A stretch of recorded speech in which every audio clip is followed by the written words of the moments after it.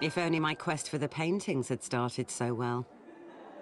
There were 90 of them, and there are 90 listed portraits in here. Every single inch this hall must have been covered, and now there's absolutely no trace of them. I'd drawn a blank at the Guildhall, but I did leave with a couple of leads. 5 minutes down the high street is the King's House. Apparently some of the paintings ended up here.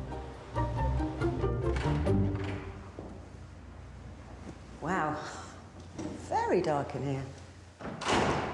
Aha. Now, somehow I don't think these are the portraits we're actually looking for. But there's one over there that looks a lot more promising. Now, by my brilliant powers of deduction, there is a number here which looks to me very much like a catalogue number. So, who are you? Mrs. French, you must be in here. Well, Mrs. French, here you're described as an aged lady, but I'm pretty sure this is you because the description is in a pink dress with a white scarf over the shoulders and a white cap on the head. And that is you. I found one. I found one of Prince Freddie's collection. It's not only Mrs. French who lives here now. She shares the premises with some more of Freddie's friends. Stern-looking chap. Number 5. You look a bit scary.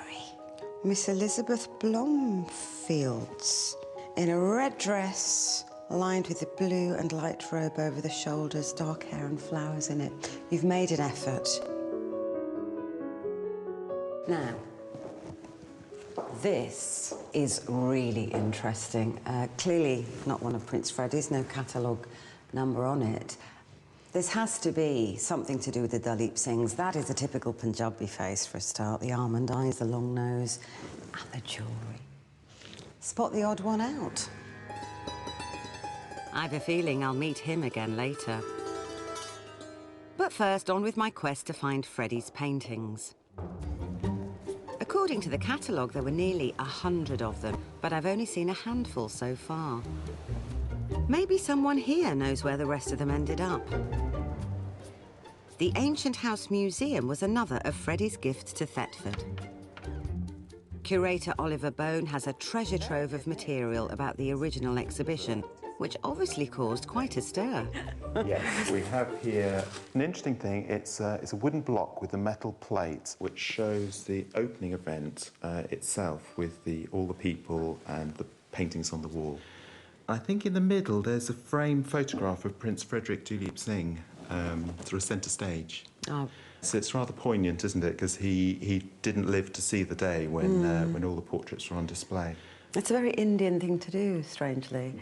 Really? You have portraits, photographs now of your ancestors that have passed over around your house, particularly your parents. Okay. They are garlanded and remembered every day. So the idea of a portrait keeping the past alive, it's really interesting that they did that spontaneously. And then here are some of the photographs of the paintings as the backdrop to local life in Thetford. Old-time dancing group. It's a great photograph. It's a lot of hair lacquer. Really?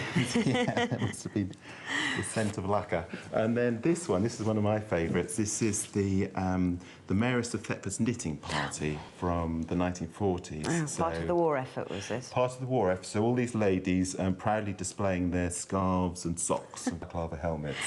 And Meera, you see this portrait at the top here of the photograph, and it's the one you can see on the wall over there. Oh, yes. For years, Freddie's paintings were part of the fabric of Thetford life. But fashions changed, and during the 50s and 60s, most were taken down and put in storage.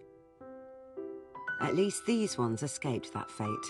Colourful snapshots of local people and familiar landscapes as they looked centuries ago.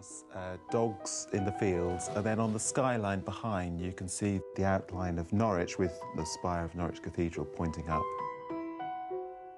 They're striking pictures, but I wonder what Freddie saw in these portraits of people he would never have known. At first glance, it's hard to connect these portraits with the person who actually collected them. They bring back a world that's a million miles away from Prince Frederick's homeland. So what drew him particularly to these portraits? And why was he so keen to ensure that none of them travelled too far from home?